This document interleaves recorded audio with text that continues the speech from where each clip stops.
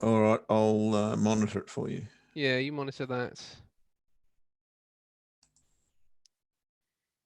So we got no Paul, no Ainsley. Is Ainsley normally in here? I don't think so. Yeah, she normally is. Oh, she normally is. Okay, no Ainsley She either. no, she's also flying. Yep. Wow, Um, I've got to say, I'm glad it's not me. what the flying? Mm. Yeah, Could be yeah. worse. Could be on a boat. Or specific boats. Yes. Specific boats. Okay, well, we've started on YouTube, so let's get cracking.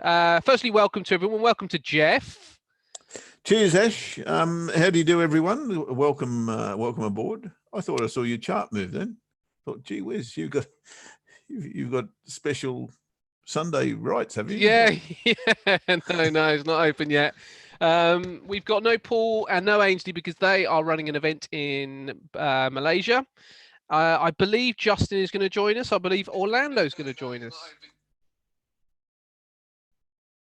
Who else, mate? Sorry, I missed that bit. I think Orlando and Justin will be joining us. Orlando, my goodness. Hang on, I'll Yes. turn the volume down.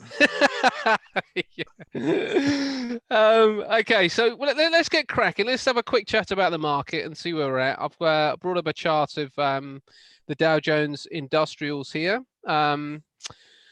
Just to see now, this Corona situation is causing some challenges. There's no two ways about it. Now, I was short in the market last week, and anybody that reads into Jeff and I's 2-minute brief will know that I was short last week. And it's a difficult one in some respects to know where to aim for. This is the FTSE, and it looks slightly different. The only thing about the FTSE, which actually does run in conjunction with the Dow and the S&P, is that it's managed to just about hold this horizontal level here. This is a weekly chart, as I say. Look at it on a monthly. So this low here and this low here and these highs, they are just about holding the market up. So it just managed to close there right at the end of the day. We got around about, say, a 1% surge back to the upside. And yes, and the market managed to kind of stay alive, if you like. Now, Mate, I'm going to ask you a question straight off the yes, bat. yes, If there's no coronavirus, yes. you're not going to trade through this, are you? With risk on the table anyway. What do you mean? Would I buy the FTSE? I'm almost certain you would buy the FTSE at this point Yes, yes. This if is there the was no coronavirus. Oh yeah, and this is the interesting challenge that we have, Yeah. because this is a buy zone. You know, I talk about buy and sell zones all the time. This is a buy zone. There is a slight issue with this buy zone, however. If we look at the monthly trend, so the primary trend here, then yes, we are holding this level. But if we draw this primary trend line, we're broken through it. Mm. And that is an issue. And it's possible that this becomes a false breakout, and there's still a chance of that happening. But that is problematic. And it does suggest that any kind of rally, which I suspect we probably will get one more, any kind of rally is probably another selling opportunity. And actually, that's what I'm looking for. I'm looking for further shorts in this one. Look at the S&P. That hasn't broken down its primary trend line. And at the end of the day, the United States sneezes, and the rest of the world gets a cold. And this is kind of the situation with the FTSE. The FTSE's got a bit of a cold right now. But if the S&P stops sneezing, which when we look at these charts, there's a chance that it could do that. You know, it's just about managing. This is the Dow Jones Industrial. So, you know, the primary trend lines on the American markets actually are just about holding up. That's the other primary trend line on the down, and you can see that it's not quite there yet, but it certainly hasn't broken through. So we can't just look at the FTSE and say that's broken down the primary trend line, it's time to sell. What we really should be doing is saying we are in a buy zone. The S&P and Dow Jones Industrial still managed to hold their levels, and there's a chance that this could actually just pop back above this trend line, and move further to the upside. Now, either way, I am looking for the shorts. You know, whether the short is here or whether the short is a bit higher, I'm looking for the shorts. And the reason for that, now there's another trend line here as well with the FTSE. So there's a few few possible areas this could get to. Now with this one, this one's quite an interesting point, that the highest point that we've got on last week's bar it is, if we look at the weekly, then that's last week's high, and it didn't quite get to the trend line. But when we look at some of these pivots here, actually let's do this instead. No, sorry, I do want that. Yeah, when we look at these instead and look at this on an hourly basis, then what we see is that there's a monthly pivot here, and that's where we froze last week. So I think coming back into that monthly pivot would be maybe another target price to look for the shorts in the market. But if we're thinking about, and this is the other interesting thing, I have to say, mate. But actually, before you go on, what's that moving average got there? It's being very well. This is a 72. No, the blue line is the blue line. The blue line is a 20. That's the pivot, daily pivot. Oh, sorry. Yes, the daily pivot. Yeah. No, sorry, the moving average. Oh yeah. The blue moving average is a 20. Right. Okay. Yeah. That's working well. Yeah. Well, it did at the end of the week. Yes, it did. Yeah. I mean, you know, the thing is about my moving averages, I don't, in fact, it did here as well. So yeah, when it's trending, it's working very, very well.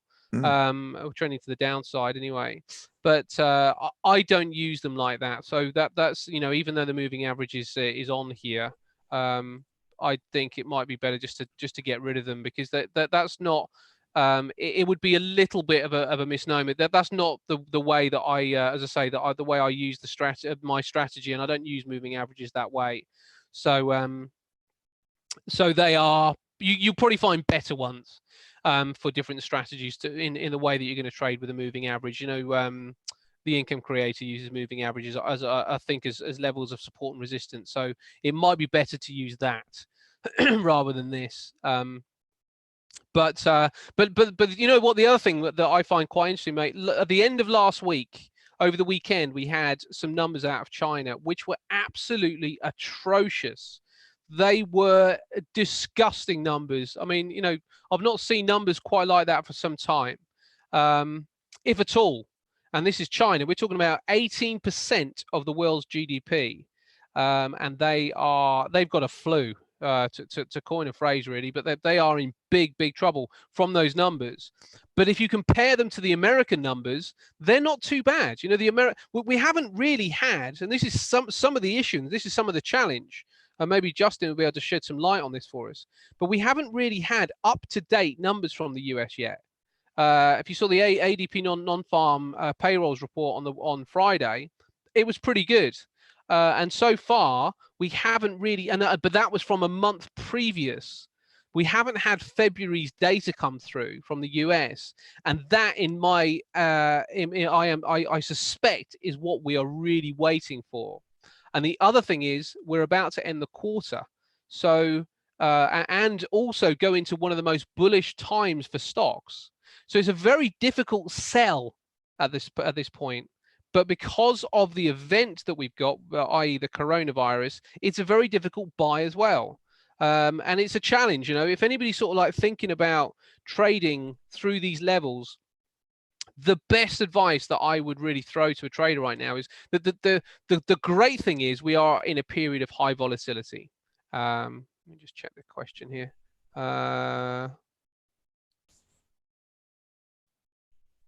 Oh, Chris, yes, let's have a look at that in a second as well.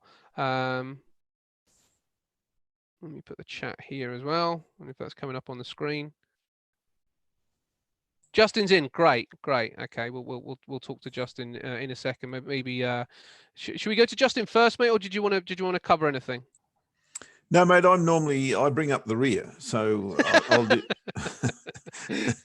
That's not something to be known for. I'm on a handicap, so I normally do the technicals last. But, okay. Happy to fit in with it wherever you want me. Okay. Might want to use a better phrase for the yeah. So so we are yeah. So we got a bit of a challenging period anyway. That's what we're looking at. We're looking at a bullish, traditionally and historically a bullish period for the FTSE. Now we really should put that secondary anyway, because if it was 100% bullish, then it'd be the easiest trade on the planet every year. But it's not 100% bullish. You know, it's got a high probability of rallying up until about May. You know, global equities tend to do pretty well at this time of year, but there is a 30% or so chance that that doesn't happen. And actually, the way things are now, I suspect that's probably the side I would err on. But as I say, we're getting to the end of the quarter, which means that there's going to be a lot of book balancing going on. And I wonder whether this market's really likely to break down before April. So I'm looking to see whether we can hold up some areas and then start to trade it low again in April. But the problem is the unfolding scenario is happening now at a pretty intense rate. So it's a difficult trade. But what I was going to say, the advice that I would give you all right now is that what we want as traders is volatility. You know, we crave it. We wait for volatility all year. And when it happens, we can't shy away from the possibilities that we can take trades. But I would be shifting to short-term timeframes rather than long-term horizons that we've been able to trade, you know, recently. You know, with low volatility, the longer-term horizon works really well. But if you are trying to trade off a daily chart and expect your trade to be moving for months on end without any kind of violent retracement, then I think you're probably going to be on the wrong side of some fairly ugly moves.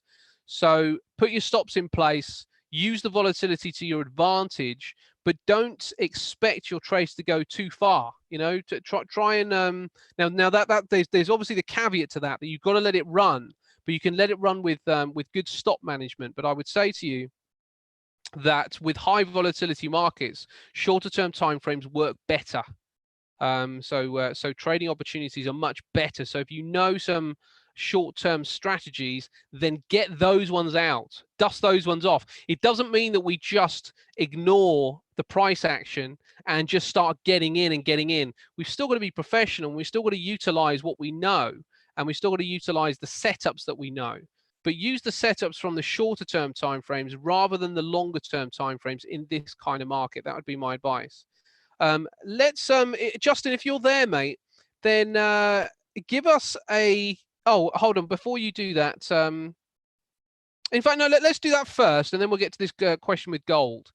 Yeah, Justin, if you're there, mate, just give us an idea of the way that you're seeing the market, and if there's anything that you're getting from yeah, not the inside. I know that there's probably no such thing anymore, but if you're getting any extra insights from the people you're surrounded by of maybe the way that we should be looking at the market. If you're talking, you're muted. No. We can't hear you, mate.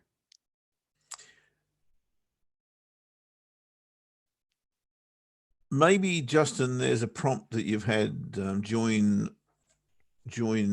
audio, or if you haven't had it, maybe you should have had it. Yeah, use computer audio. Yeah. I've never seen. Yeah, I see that normally when I sign in. So.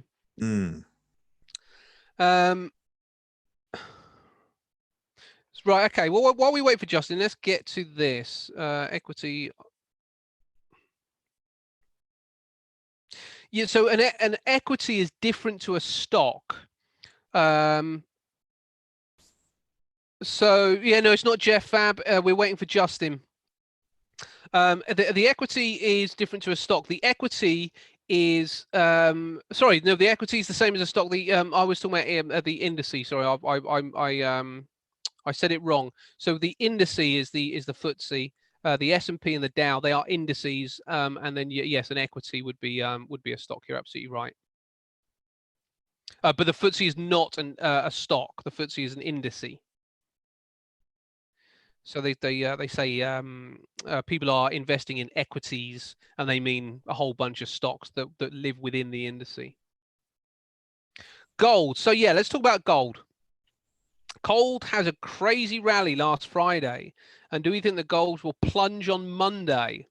So let's have a look at gold. So I can only go with now. Let's think about gold. We're going to have to think about gold twofold in a way, because the first thing is gold as a play against the dollar. If we're talking about gold USD, we're talking about gold as a play against the dollar, which is a different play to gold as a protection trade, which is why we've seen the gold market trade in its the way it's been trading. I can't qualify gold coming down too far or too hard at this particular stage. If anything, I think we hit a bit of a range, and that range might be wide. Certainly with a pickup in volatility, that range may well be wide. We might be looking even at something which does. Oh, I can't get rid of that thing now. Let's get rid of that. Justin, I'm trying to work through that question of yours, and it appears that is the case, but I'm not sure how to do it. I'm working on it. So, Ash, I'm working on that. Good man. In the background. Good man. Okay, so we might see gold do something like this. It might just kind of like whipsaw around, and it could whipsaw around for quite some time. But I don't think the story, and it could even come a little bit lower. Maybe it whips down here, and we see some huge ranges. But I don't see the story developing enough to take gold down to the shorts. Now, the gold is a challenge because the reason that that people will likely be taking profit on gold is to cover the losses on equities. So it depends on what happens to equities. We saw we really on this is the gold chart from. That's the gold chart from Friday. That's the gold bar, and it's a spinning top, which is kind of indecisive. Now, if we compare that to the S&P, then the S&P, it's still kind of bearish, but it did kind of jump back a little bit on Friday, and the Dow is kind of the same thing. It jumped back a little bit on Friday, so it's kind of suggesting that they may well go in opposite directions. If the stock market is able to pick up some pace, then gold may well come back a little bit. But I have to say, even if it does, I think it still becomes a buying opportunity. And if the question is, should I trade gold short right now? I think that would be a very, very dangerous trade to take. In some respects, I think you'd be better off looking for equities, looking for, not equities, sorry, I keep saying equities, I mean indices, looking for the indices, looking for the NASDAQ to bounce, the S&P to bounce, and the Dow Jones Industrials to bounce. Because really what we've got is the knowledge starting to become known. And we'd want to see the price action develop and unfold. And it's possible that we gap down even on Monday. That the S&P and Dow, we might find the S&P and the Dow. I'm going to bring up a clean chart because it's nicer to look at.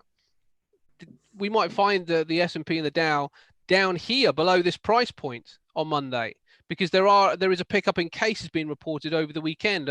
From what I know, I think New York is hitting some further issues. And there are further cases being reported in Asia. We've got Italy effectively shutting down. Now, that isn't conducive to a stock market rally. So if that's not conducive to a stock market rally, it suggests that there's probably further to come down. Now, I was looking for a rally so we could come down and get a better price on the rally to the downside. But right now, I just don't think we can do that. I think there's a chance that this thing just drops and we go down to the next point, which is down here, and that's another 8% drop on the FTSE 100. I'm not sure what it would be on the Dow, but if it gaps down on Monday, I won't be trading it. You know, I'll be kind of leaving it be if it continues to go short until we get some kind of retracement to go short. You know, and we can get on board with it. But if it starts to pop up again, then I'll start looking for opportunities to short it then. And it'd be the same really with gold for me. If gold was to pop down, then I'd be looking for opportunities to go long. But if it gaps up again, then you just got to let it go. But it's one of those markets. I think you've got to be patient. It's a really good market to make money in on short-term time frames, but it's also a great market to lose your back on if you don't approach it right, because it's going to get pretty tense out there if you're not prepared. Now we don't have Justin at this stage, do we, mate? Mate, I'm just sending him a link as we speak, and I think it should fix the problem. Okay, great. Yeah, any other thoughts or questions, guys? Anything else that you guys are looking at or thinking about?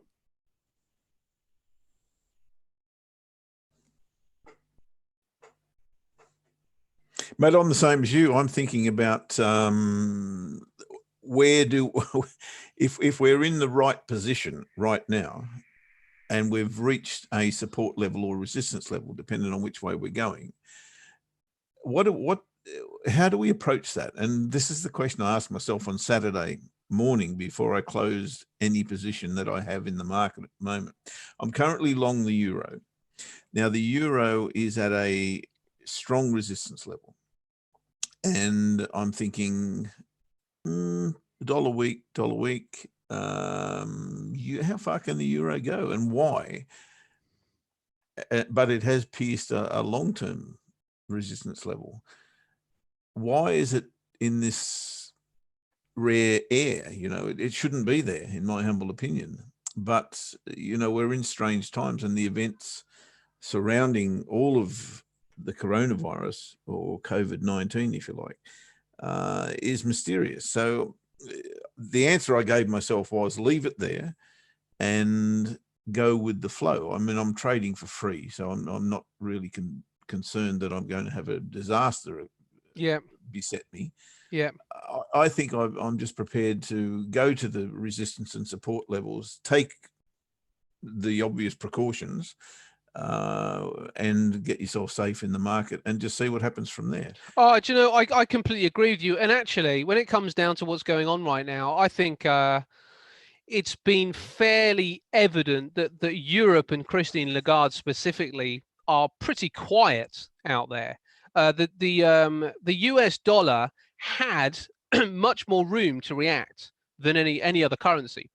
So it's coming from a much higher point. They were in. They had some room because they were from 175 interest rates, and they've dropped it now to 125. So Europe is already in the mire. It hasn't got that room. It can't really cut interest rates without really probably doing some significant damage to the economies out there. So it might have to use some other tools, which suggests to me that a play against the dollar right now might well be the right one. That's probably a pretty good thing. And the euro.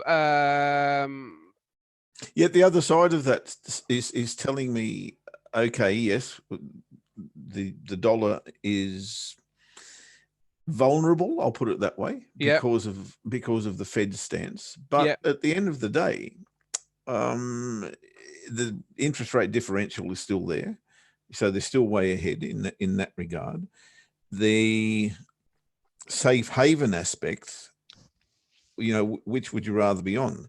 The US dollar or the Aussie in terms of safe haven, or we're talking about the euro specifically, I suppose. Yeah. But I guess it's not as dramatic a difference, but I'm still seeing the US dollar as a stronger long term than the euro. I'd agree with that, mate. But you know what I would also say is that if the value of the US dollar versus the euro, if the value of the euro US dollar before we kind of hit all this stuff was here and holding, then that would suggest that we probably were at a price point that was fair value.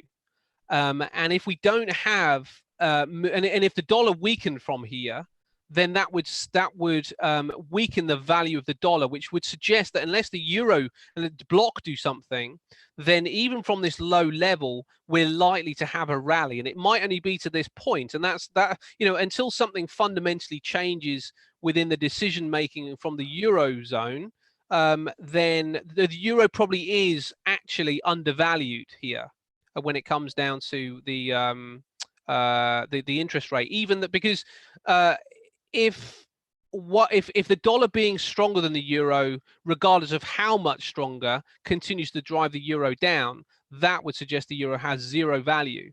So it must have some value in relation to the interest rate of the dollar. So I wonder whether this was seen and perceived as pretty much fair value when it came down to the spread between the two, and now the spread has changed. Then it would suggest to me that the euro probably does have some value, and probably does move to the upside. So so that would be my personal take on it, Matt. I don't know what you It's interesting, isn't it? Really? Yeah. Now, Chris is just asking about gold. How do you invest in gold itself and protection without pegging against the dollar? And this isn't to be pedantic, mate, but the gold is not pegged to the dollar, and the dollar is not pegged to gold. Those days ended many decades ago. But I think what you mean is, can you trade gold against any other asset or currency pair? And yes, you can, but I'm not sure whether you can do it on IFS. You might have to enlighten me on that, Jeff, because I can trade gold when I look at this broker. I can trade it against the euro. I can trade it against. Sorry, that might be silver. Yeah, the Aussie, the Swissy, the pound. I can trade gold against a few other instruments, which means that if I think that that the pound is a better trade, if I'm looking for long gold and I think the pound is going to be weaker than the dollar, then it is, you're absolutely right. That would be a much better trade, to trade gold long against that. But I'm not sure about. I haven't looked at Fusion yet. I'm pretty sure IFS don't offer it. Yes, Fusion have got, I think, well, I'll just check for you because I've got a Fusion chart up here in a minute. They've got the Aussie, they've got, this is gold, right? Yes. We're talking about? Yes. So they have got, I'm getting there. Gold versus...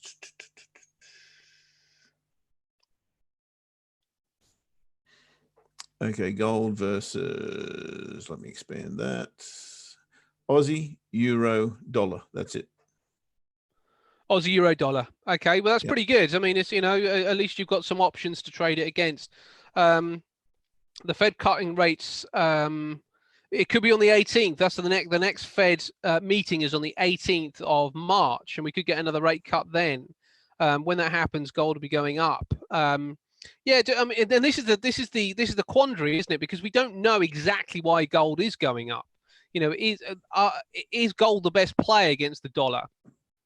Because the problem is, if gold is being used as a hedge against the indices or the equities that people have got positions in, they're going to have to take profit to cover themselves against the losses against the indices, and that really could happen. The equity, sorry, that really could happen at any point.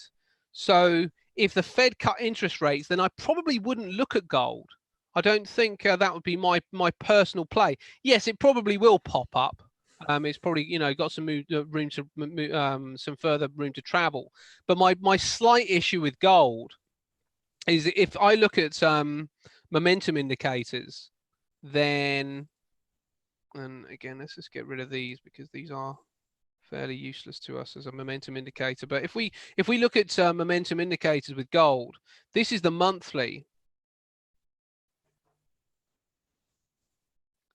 situation. Here we go. That's the monthly situation. Now gold is in overbought territory, and there's not a whole bunch of historical data here, But gold is in overbought territory on a monthly chart. We only have one other time on this particular time period that gold was up here, and within a month it had dropped down. Well, what would look like maybe 10%, maybe maybe a 10% cutback in gold or something. So it's a bit of a dangerous play here right now. Looking on the weekly chart, it's starting to lose momentum. I'd also look at the divergence here, and we are seeing some divergence in price and in momentum. So as gold has kind of like continued to shift itself to the upside here, the momentum indicator is moving to the downside. Badly drawn. There we go. Moving to the downside, which also makes it a bit more of a dangerous play.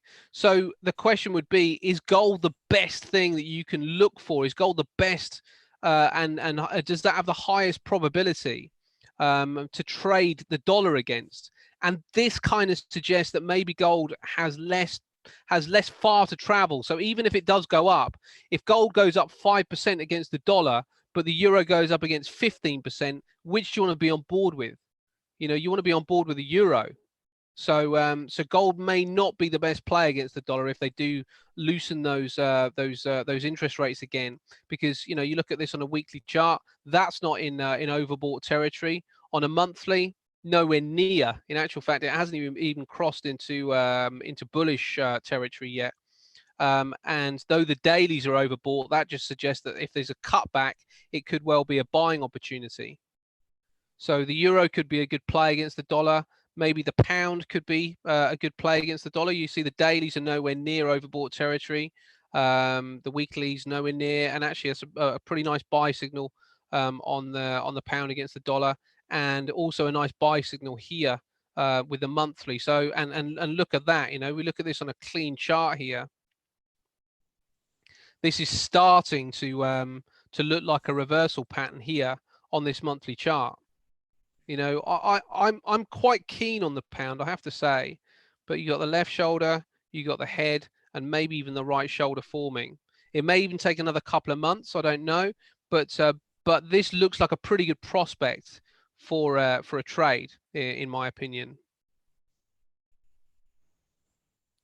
What do you think about that, Jeff? Mate, yeah, looking for a higher low there, and I'm with you absolutely. If RSI goes above the 70, means it's got high momentum. Yeah, it's going.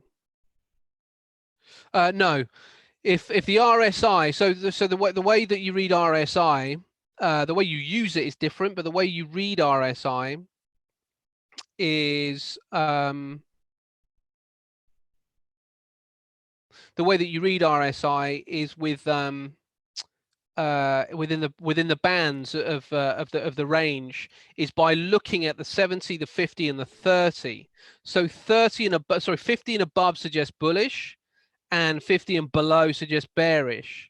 And 70, anything sort of like above this 70 level, starts to look overbought. So it's not suggesting it's going to come down, but it's saying that the move to the upside is probably starting to get a bit long in the tooth. It's a bit further back there.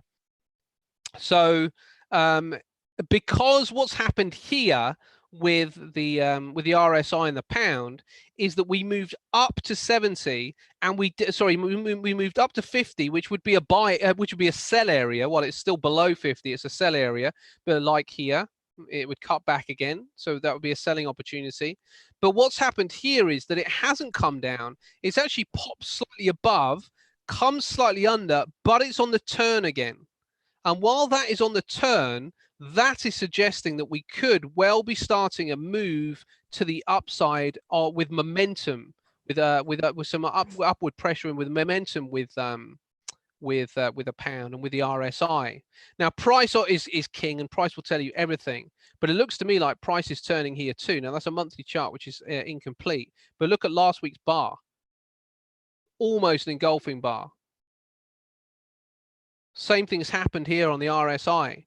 This is the weekly. So the RSI is turned to the upside. Let's have a look at the dailies. The dailies is now just above the 50% line, so that's pretty bullish. And the 4-hourly. 4-hourly is going to be an overbought territory, so it's suggesting a bit of a move to the downside on this particular time horizon. It suggests, and when we've got a 4-hour bar, which is just suggesting that we will probably see some downside coming soon too, because there's a bit of selling pressure up here. So it's suggesting that it will cut back a little bit, but if it does, the longer term play on the pound at this particular point is for further upside on a technical basis. That's what it's suggesting. Mate, have you got a volatility index chart? The VIX? Yep. Yep. We can't get Justin to talk to us, but he's chatting to us and he's telling us that this is his best play of the week. Oh, great. Okay. All right. Where's my VIX? Or in this market, sorry, not of the week. This is his best play. Okay. There it is. Yep. Okay. Where's the VIX? Oh, I'll tell you what. Cheers, Justin. Sorry about the the technical issues. There we go. So what Justin is telling us is that we've been in a very, very low volatility situation for the longest time. Yeah. And COVID-19 has changed that dramatically. And that's what we're seeing in that chart right there, that massive spike since, well, mid-February, I suppose. And now Justin's saying this is a sell. So he's very keen on a short. Right. And what that, I guess, is saying is we've had the worst of the reaction, or certainly in I guess the short term to medium term, we've had the worst of the reaction to this, and volatility will die down again. I think Julian was saying exactly the same thing last week when he was talking about this will calm down. Yes. And therefore this chart you'll see come back where maybe to the pivots. The breakout area would be the obvious first target, one would think. Yeah. But yeah, that's Justin's call for this particular scenario. Yeah, well, I mean, let's have a quick look at that as well. If we consider where the volatility index got to, look at the last time it got to this high level. That was 2011, so a couple of years after the financial crash. Now, this was the financial crash, and it was still volatile, still huge volatility, and then it started to calm down again, and we got into a pretty decent run of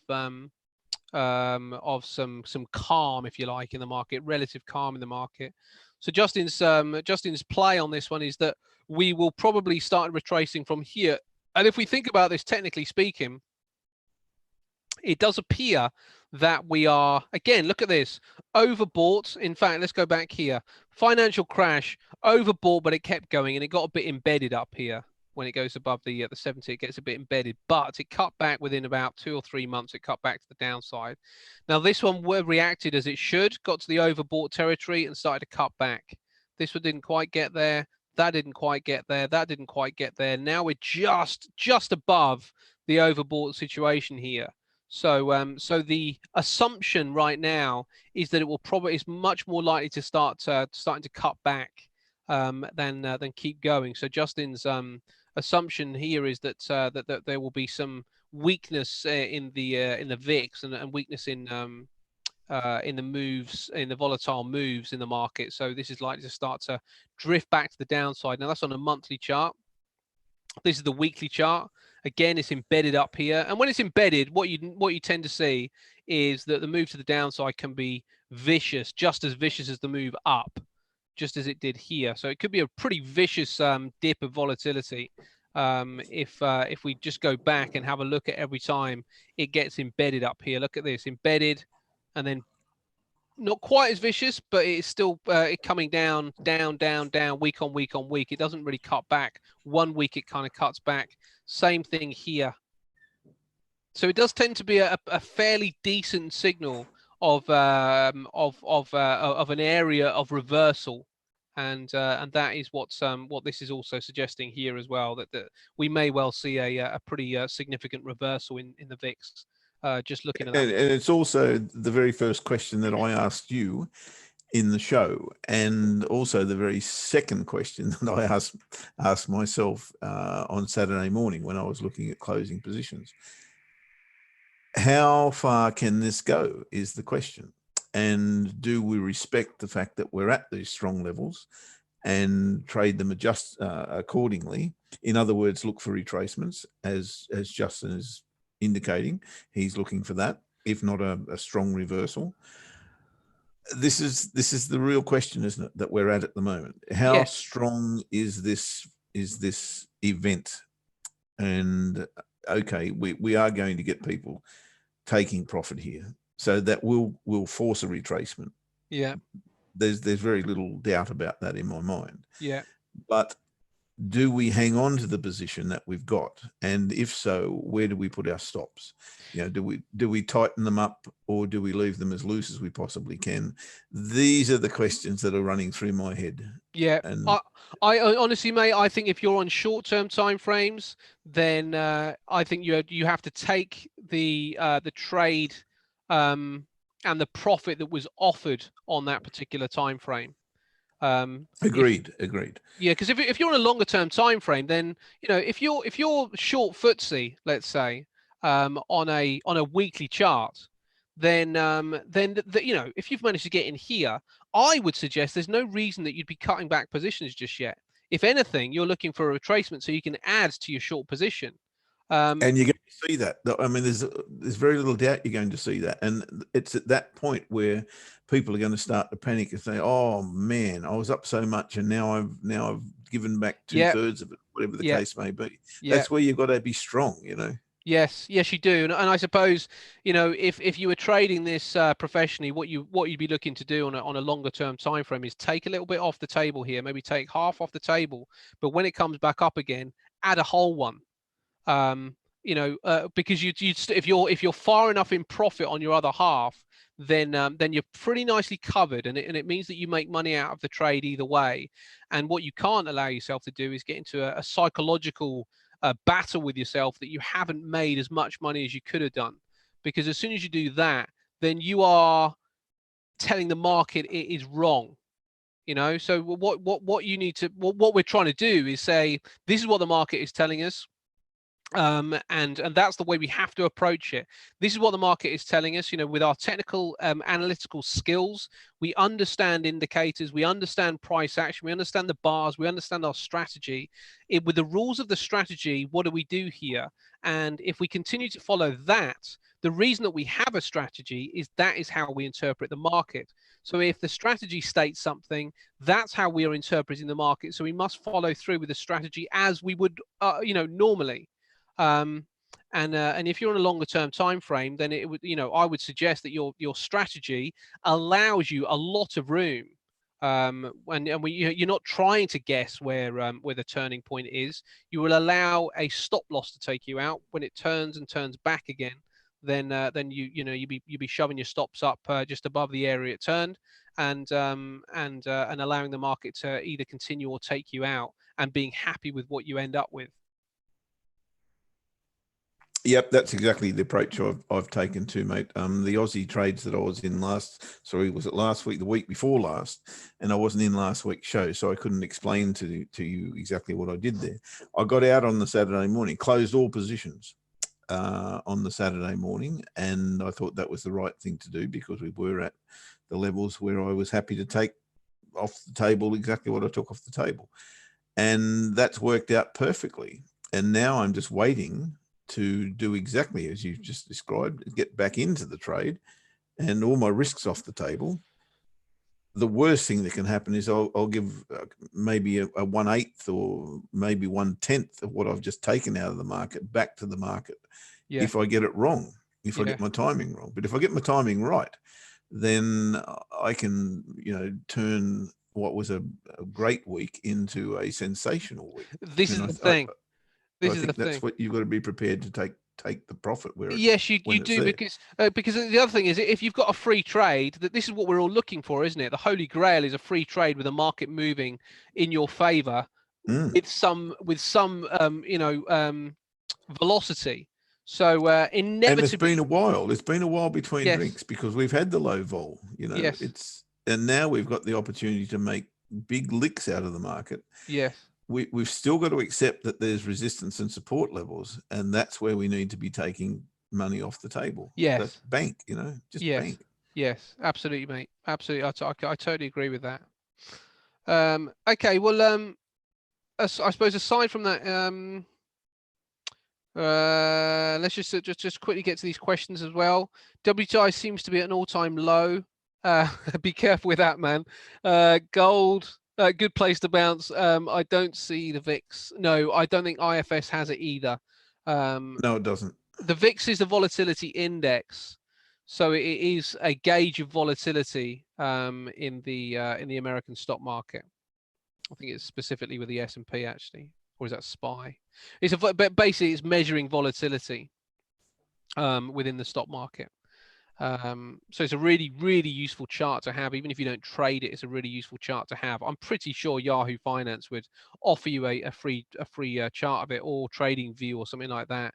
You could probably go and find it with the VIX, but IFS means that you can't trade it because I don't think it's on that. Now, I say be careful with saying that something is at an all-time low, because you can never know that. Just when you think that something is cheap, it goes lower. So be very careful with making, Because it's there for a reason. Something's driving exactly it there. that. Yeah. Exactly that. Why are people still prepared to sell WTI? Because it is a dog, and it's one of those that WTI isn't just low because of which is a side issue in a way. It's not low just because of the fact that coronavirus has completely disabled the market and suggests that travel companies, for one, will be needing less fuel to travel. It's also bad and low because the Saudi Arabians and the Russians cannot do a deal. And the reason they can't do a deal is that Russia, I mean, in fact, let's get to that in a second. Russia can handle the price point of WTI. Now, there are theories that Russia want to push WTI lower to crush American shale. Now, I don't know if I'd necessarily go with that theory. Look at that, though. That's the lowest point on this chart is at 26, 25, 26. So that isn't an all-time low anyway. It does have potentially some further room to come down.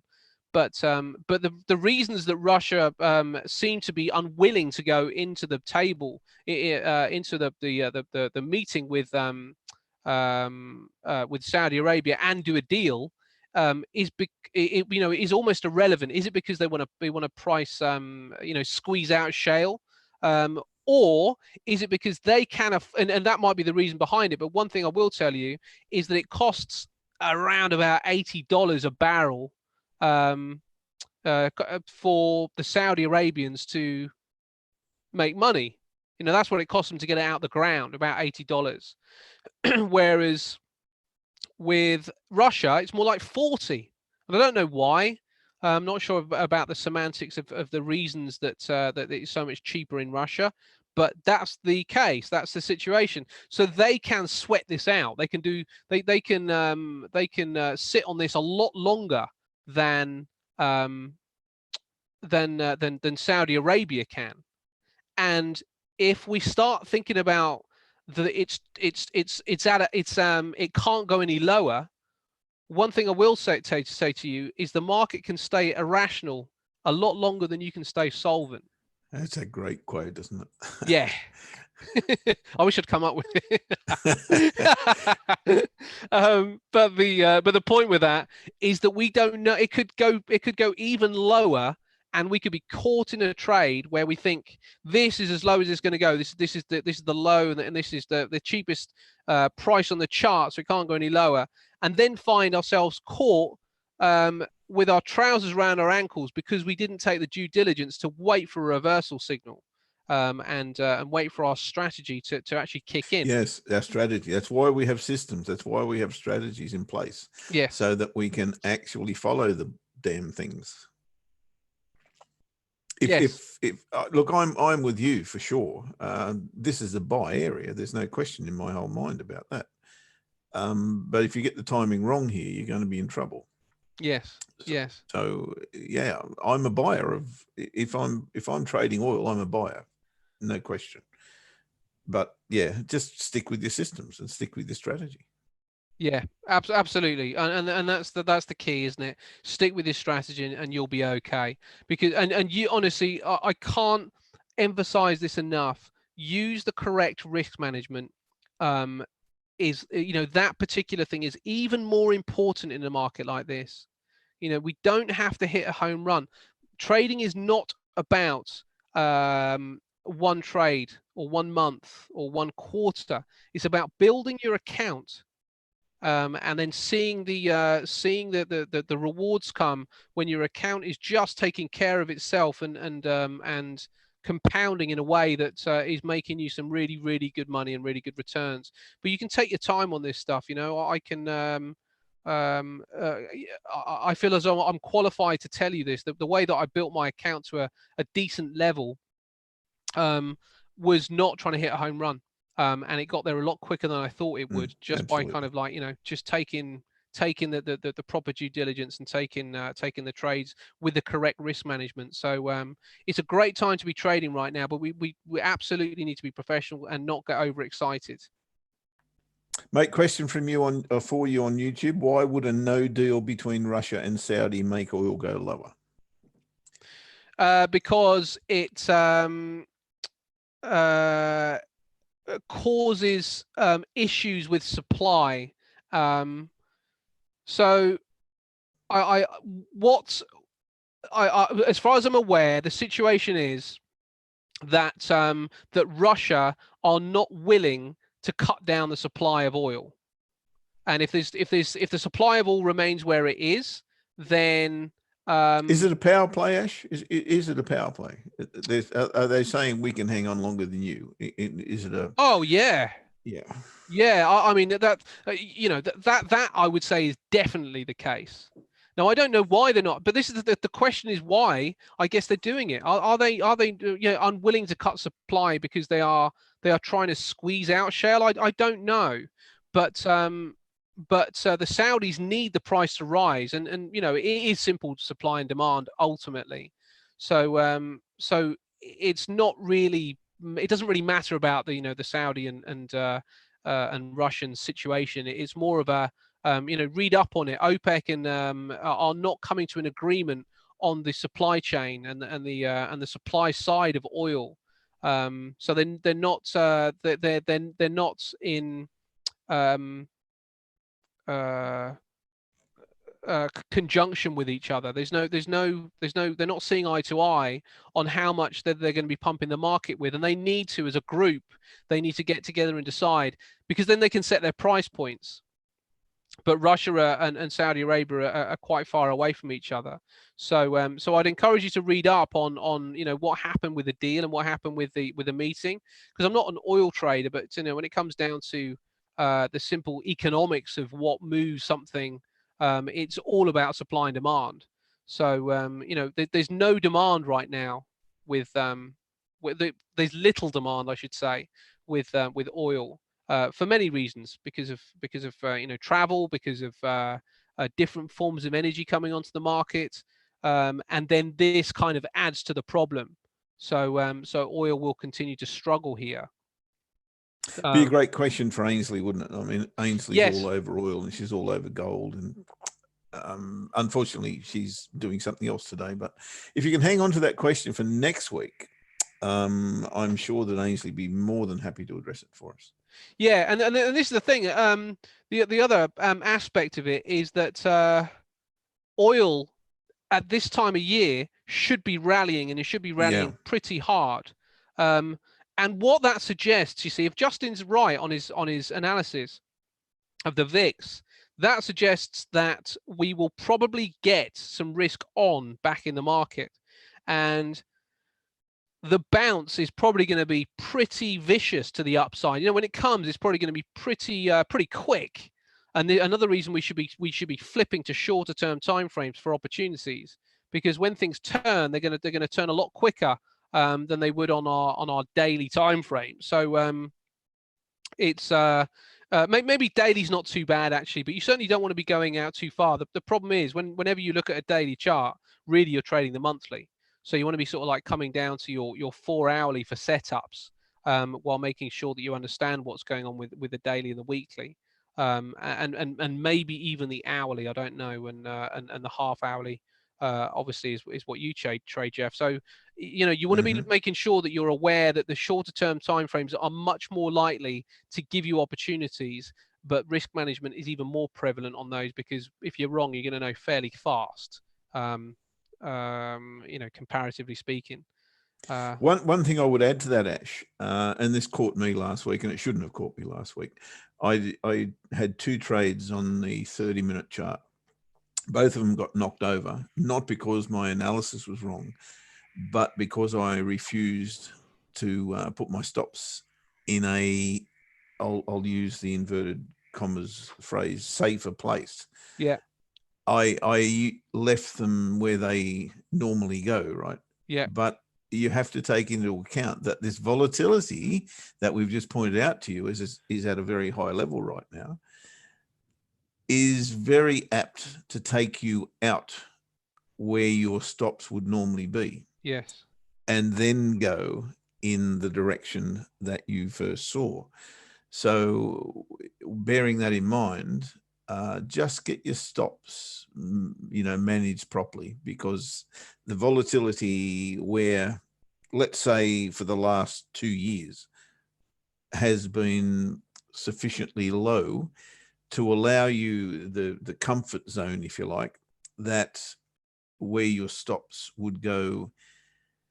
I hate to use the word normal, but in your day-to-day strategy or system of trading, sometimes it ain't good enough.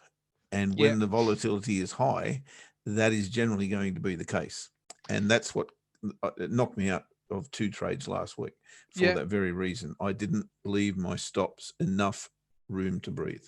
And just on that, just to make a point on that, let's consider the FTSE again, because it's my chart of choice. When volatility was low, let's go to a daily chart. When volatility was low, the average true range on the FTSE was 100, and it went right down to 70, between 60 and 100. Now volatility started to pick up. So if the average true range, let's say, on this chart of the last year, there's probably an average line somewhere in about there, which gives us around about, let's call it 90.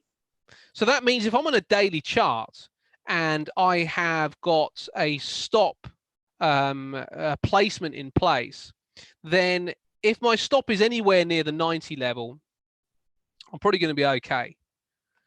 Now, what we've got now is an average true range which is closer to 200.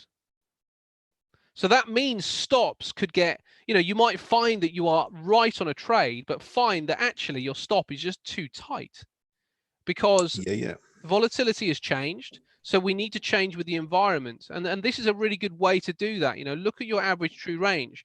And if you would normally have a stop above, let's say you were entering here, and normally you'd have a stop above that level, which is probably around about, that looks like about 100 pips. Now with the way that the average true range is there, then 100 pips is fine. It's covered. 90 pips is your average true range. So if you've got a 100 pip stop loss, then you're in pretty good shape. But if you are trying to get into a trade in this area, and let's say you took this bar here, this has come down 250 pips from high to low. Now the average. What a beautiful case in point. Yes, it is. I'm kind of pretty pleased about how that turned out. The average true range here is 300. So if we use this low, then which we would normally do with a bar, we'd enter at the high and look for the low, then we'd be in trouble. If we put it to the average true range, which is a little bit lower, giving ourselves another 50 pips or so, then actually we stay safe and we're still in this trade. Now I don't know if it's going to work out. I haven't got a clue. But it does mean that we actually manage to smooth out some of that volatility. What if we increase our horizon on our stop a little bit? We maybe go up to the next level with the stop. If you're not happy, if you're not keen on using the ATR, then people play stops in many different ways. But anyway, I've probably hogged things a little bit, mate, and I'm sorry about that. All good, mate. I think the content's been pretty sound, and without all of our normal gurus in the room, I think we've covered pretty much all we need to cover, except I guess my technical views on the currencies, which is normally the last thing that we do anyway. Great. So when you're ready, I'll go through that. Okay. It's not terribly extreme. I'll pass you the screen, mate. There you go. Okie dokie. Let's go with this one. And we should be on my euro dollar chart, I think. Yeah, we are. Okay, happy days.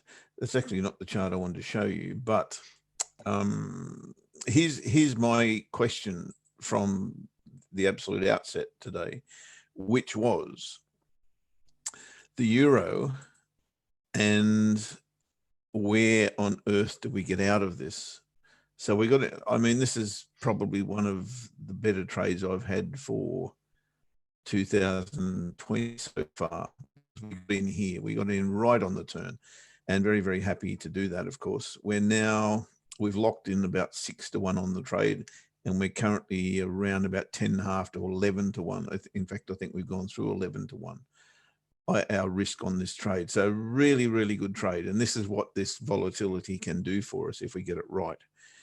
My question is, we've now gone through a very long-term resistance area, and we haven't gone through it. We've hammered through it. And the area that I suggested we would need to take everything off the table would be pretty much exactly where we are right now. And my question to myself on Saturday morning was, before the market closed, do I take everything off the table here, or do I do what I would normally do? And what I would normally do is either A, leave my stops where it is, or my stop where it is, or B, move it just underneath the area that's just been broken, which is this area here. I chose the former. And the reason is exactly the reason we've just discussed with you. Volatility in this scenario is very likely not just to go back to the broken area, but beyond that. And if I've got my stops bang on the volatility, the breakout area, I'm probably going to get taken out. And I thought that would be the case during the week, to be absolutely fair, but this just kept powering on, and we can think lots of different scenarios for that. But I don't expect that this can go to the sky. I really don't. I think we're at a very, very, very strong area. We're approaching 113. My all-time favorite level on euro dollar is 113.60. The high of this bar is 113.55. Why have I let this go? I should be out of this, bang, gone, bank the whole lot and go. The reason is I don't know. I'm uncertain as to what has actually made this happen. But this is so strong. It's so strong. I've just got to hang in there. But I will, and I have. I've taken a lot of profit off the table here. Don't get me wrong. I haven't got a whole lot left in this. But what I've got left in this could get me up to here somewhere. I don't know how, and I don't know why. I really don't. I don't have a reason to give you. But if it breaks through 113.60, I can absolutely see it can go up to here. So I'm happy to just let it. And this is what we spoke about before. Make sure you've made money and be happy with the money that you've made. But if you are willing to leave something on the table, there's every chance you can make something out of this. So that's why I'm where I'm at with the euro at the moment. I'm not confident it can go any higher, but I'm more than willing to give this crazy market the opportunity so to do, and that's why I'm staying in that position. So do I expect it to? No, I don't. But I'm happy with what I've banked if I get taken out now. The other one's Aussie yen, and I'm in Aussie yen short. Now, it's very, very rare that you'll see me get into the market so close to these support levels. But I'm also trading this for free right now because I've taken enough money off the table. But the reason is got nothing to do with technicals, because if it did, there's no way I'd be short here. No way in the whole wide world. This is all to do with the event that is the coronavirus, if you like, or COVID-19. Why on earth would I want to go short here? Because the Aussie dollar is a risk-off currency. We just spoke about risk on, risk off. And the yen is a risk-on currency. So why on earth would I not think that this is a risk-off scenario? I do. So I've got to, therefore, try and get in the market as best I can. And I was in Aussie Swissy for the longest time and got out of that, as I said to you a week or so ago, and that has rallied. I'm trying my heart out to get back into that one as well. That's this one here, but I've missed the boat. I actually got out here the week before last, but I missed my re-entry because I thought it'd go a little bit more before I'd get back in. But this may give me another opportunity to do that. We'll see. So I remain an absolute bear, the Aussie, and I know I'm not Robinson Crusoe, but I'm his cousin, I think. Don't think there's too many people right now thinking the Aussie can still go short, because it has been the longest time. Let's go back to Aussie dollar. It has been, and you can see how that's rallied, and it has gone through the trend line without question. But this is way, way, way below par at the moment. And if we look at since 2007, we're getting into territory that is very, very fragile. Let's say. All I need to see here is anything bearish, because we've come back and retested the breakout area. I'm on the monthly chart here now, right? We have come back here and we're retesting that breakout area. I absolutely continue to be a bear, the Aussie, and there's many reasons behind that, not least of which is COVID-19 is affecting trade all over the world. China, Australia trade is absolutely crucial to Australia's economy. Yeah. We've got bushfire recovery. We've got floods that have happened after the bushfires. We're on our knees here in Australia, seriously.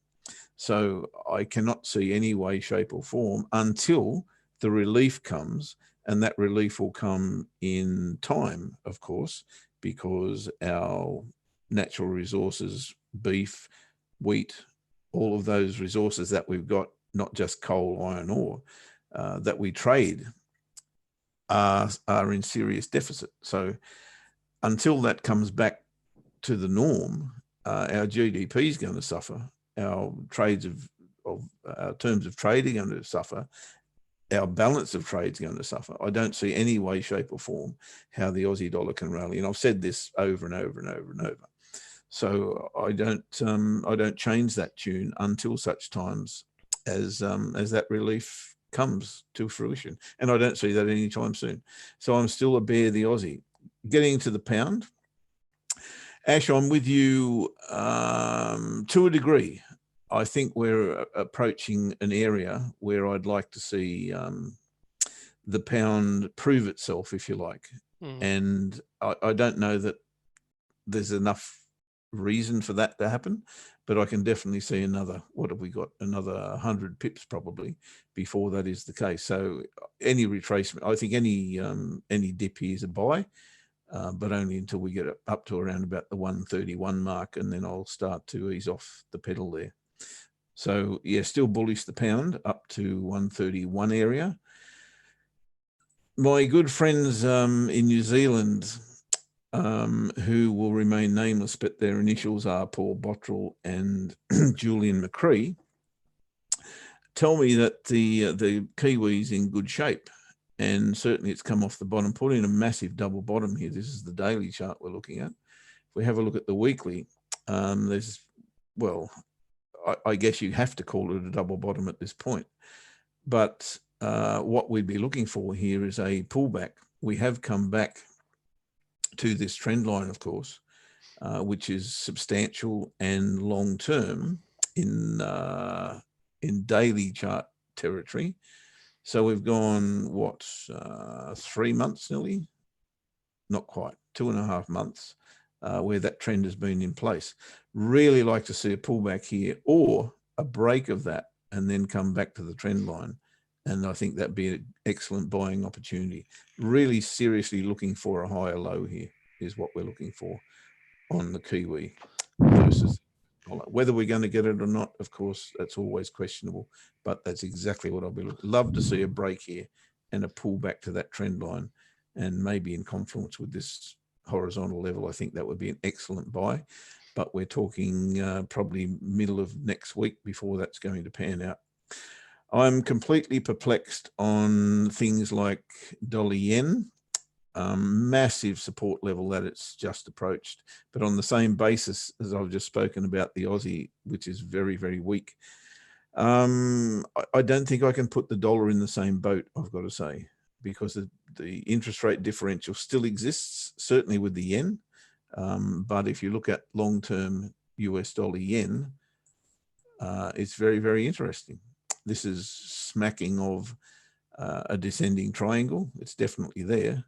And do I want to trade a descending triangle at this level? Certainly not. So I think I'll be looking for a buy on US dollar yen this week, maybe back to this area, certainly to the breakout area that I've got tagged there, which is around about 107.30, something like that. So I can definitely see that happening, maybe even back to here. And if that's the case, the descending channel is descending triangle, sorry, is still intact. Maybe I can trade it short from there, but not short from here.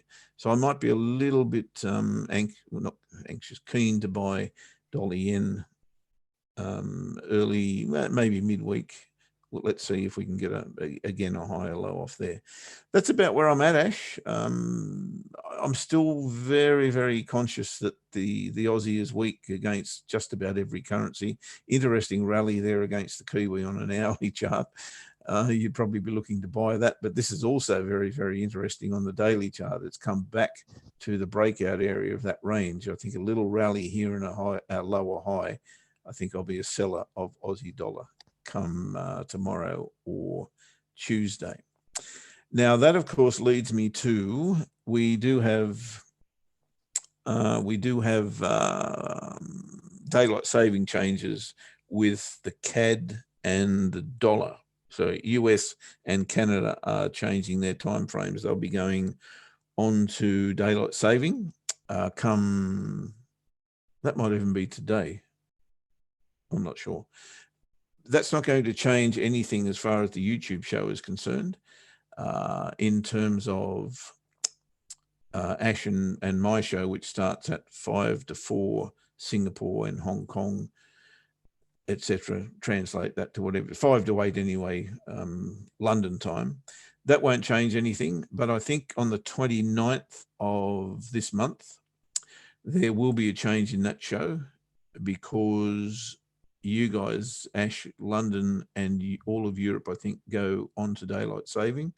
So we'll have to change that time. We'll keep you posted on that as to the YouTube shows, because they will change times. As far as this one's concerned, that's a very good question, but nothing's going to change in the next few weeks. So I just wanted to lay that one to bed, or put that one to bed. So in case you're wondering if there's going to be time changes in the next week or so, no. But come the 29th, there will be. So, mate, that's pretty much where I'm at. No change, really. Everything's the same for me. I'm just waiting on these nice little retracements that will come to continue to trade the Aussie short. And I'm hanging in there on the euro. See how it can go. Cool, mate. Okay, well, that all sounds really good. And Actually, I really like some of those trades, and though I agree with you about it looks like you might have got in at a lower level than you'd wanted. It looks like a pretty good bounce area, and you know the bounces are going to get more and more shallow, aren't they? With how bearish this market is, maybe it calms down a little bit next week, so we'll see. But yeah, it certainly looks that way right now. Well, the calm down thing is Justin's play, and I kind of like the idea. I think it's it's a very sound logic to me, because we've had this massive spike, as you showed us on the VIX chart. Yeah. That massive spike is, and the euro is the same, right? Yeah. We've had the massive spikes. The very most logic thing we can expect right now is consolidation or retracement, and I get that completely, and that's exactly the way you need to trade. Yeah, yeah. Well, yeah. Just quickly to get to Delphine's question as well. Can you please repeat what was mentioned earlier regarding the Japanese JPY a risk on and Aussie risk off? It's actually the other way around. So the yen is risk on. Sorry, the yen is risk off. What did I say? No, you probably did say that, mate. I think you said you were right. I always flip it. No, I know what I mean. Delphine might have just printed the question the wrong way around. So the Aussie. I probably said it the wrong way around. No, I don't think so, mate. I would have picked up on that. Okay. The Aussie is considered risk on, Delphine, and the yen is considered risk off. Now, the reasons behind it don't really matter. The yen tends to have a trade surplus. It's one of the only currencies that has a trade surplus. The Aussie may well do as well, actually, but I think traditionally over a long period of time, the yen was always kind of the safe haven that people would go to. And it might even be that we're in a phase of the world where people go to the yen just because that's what you do. Out of habit. Yeah. Yes. Yep. Exactly. It's thought tradition. It's the safe haven play, and the Aussie is thought of as the risk on play, because with the Australian markets, they've it's very commodity based, and it relies on world growth for its market to flourish, and its economy to flourish. So and particularly Chinese. So the Chinese market to flourish. So it could have something very closely to do with that as well. But the reasons behind it are numerous. But it might be more of a historical play than anything else. But the fact is that is a trader's Bible, is that when risk is off and the market and there's turmoil and fear out there, people tend to flock to the yen. And certainly not the Aussie, and certainly not the Aussie. The reverse would be the case with the Australian dollar on the whole. People will go to the Aussie and start buying that up, because if you think about what moves a currency, every country needs a strong economy if it is to have the ability to raise interest rates, and it's raising the interest rates which will strengthen a currency. So when things are weak in the economy, then central banks will come in and prop up the economy with interest rate cuts as one of their tools. So the assumption that there will be interest rate cuts will tend to drive things like the Aussie down, and things like the yen up. But we could get into a whole big discussion about the fact that the yen is at zero interest rates and negative actually, and potentially going to go lower. So why should that be a safe haven, and get ourselves probably caught in some fairly difficult nets and knots to get out of. But if you just have that as your take it as read effectively, that the yen is risk off and the Australian dollar is thought of as risk on, then you'll be you won't be able to go too far wrong. Yeah, and I'm sorry if I confuse that. Look, I'm often saying higher lows when I mean lower highs, and risk on when I mean risk off. Please pull me up on it, because yeah, I know what I mean. Yeah, I don't really mean to confuse you. No, I think you're okay, mate. I think you're okay. I think it was maybe more the point that Delphine may have missed that slight part of the discussion about the fact that you were trading the Aussie yen short because we were in a risk-off market. Yep. So, so that's it. So I think that's us, isn't it, mate? Mate, there's a whole heap of questions. Oh yeah. I think if we can do one-word answers, Not then easy for me. Let's will Fed cut their rates? Oh, I'm going way back. And when will that be? Great question. 18th No of idea. March. They've indicated they will, and as early as next. When is it? June. 18th of March is the next Fed meeting. March, right? Yeah, but they've already cut. So will they cut again that soon? Who knows? Depends how much pressure Donald Trump puts on him, and he's going to be putting a lot of pressure on him right now. He is panicking. Donald Trump does not want this stock market to collapse because it doesn't look good for him in the year that he's trying to get elected. So he's going to put some heavy pressure on the Fed. Whether he wins that battle, I don't know. Okay, Fab. If we include a larger stop loss, does that mean take profit level got to be larger as well? In my book, no. The take profit level is where the take profit level needs to be, and that's going to be based on support and resistance for me every single time.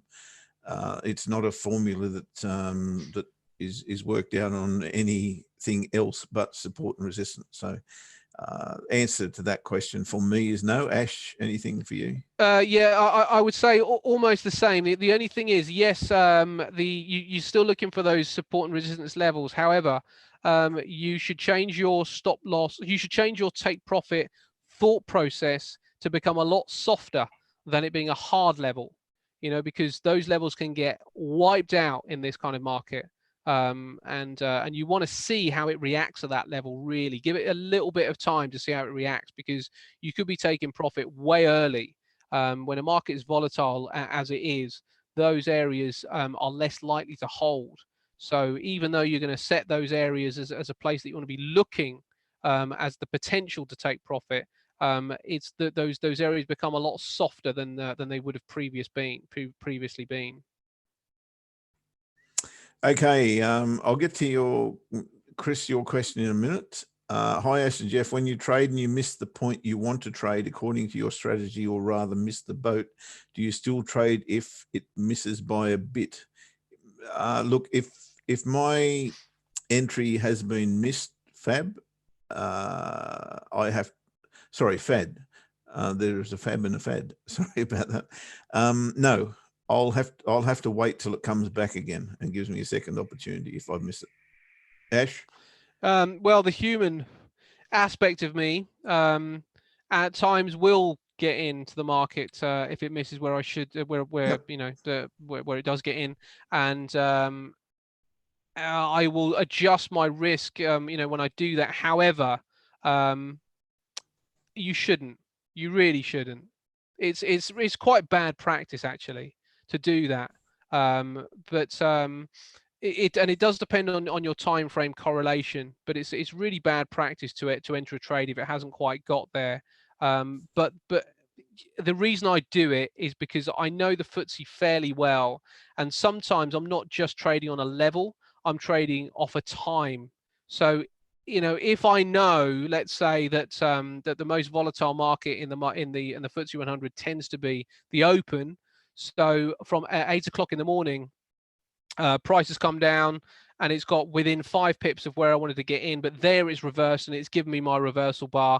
Then I'm okay to get in there because we've had it at a particular, a highly volatile point in the day, and it would suggest to me that has probably said that that's where the traders are coming into support price.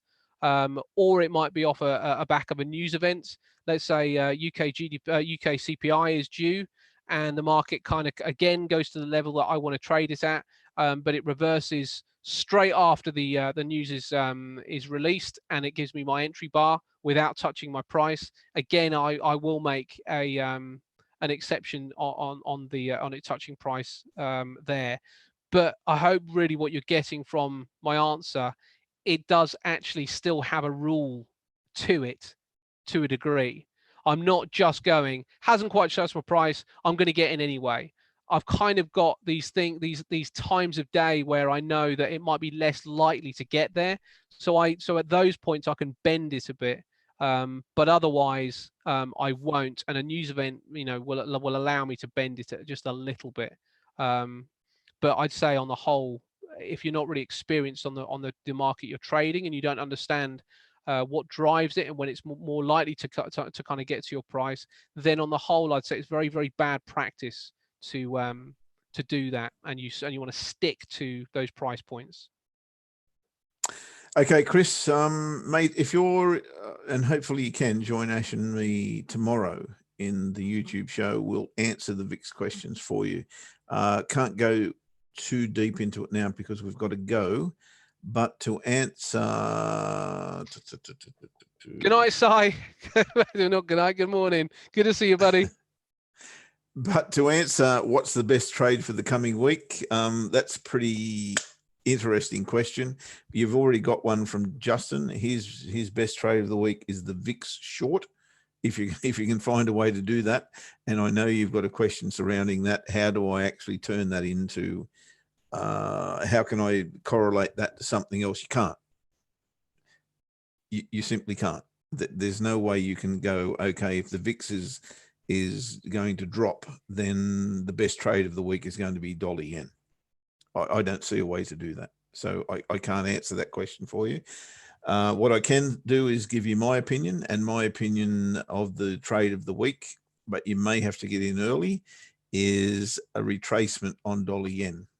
And I've got that chart up for you there on the daily chart. So that would be my trade of the week. Sorry, not of, well, the week's a very, very tough question, but I can definitely see a retracement here. The daily pivot won't be where it is as of Friday. It'll probably be down here somewhere. But I think, where's the breakout area? Probably back here where I've got this line. So I'd be happy to trade that back towards that area. Maybe there's profit to be taken before that. In that vicinity, I would have thought. But I definitely see that as a retracement area. So maybe smaller time frames. If you can find a way back to there, I think that would be, at this point in time, that may change, of course, given what happens. We may have a different market completely when we open tomorrow. This may be down here or it might be up here. But if this remains the same and the market opens where price currently is, I'd like to see a little bit of a trade back towards that area on dollar yen. So that would be my pick at this point in time. Ash. Yeah, just on that, Chris, with the VIX, if the VIX is the way that I would be using the VIX next week is actually just in the same way that Jeff's just explained. If the VIX starts to come back, that is suggesting that volatility is just starting to come off a little bit, which suggests that some of these areas that the market has got to, these support areas in the risk off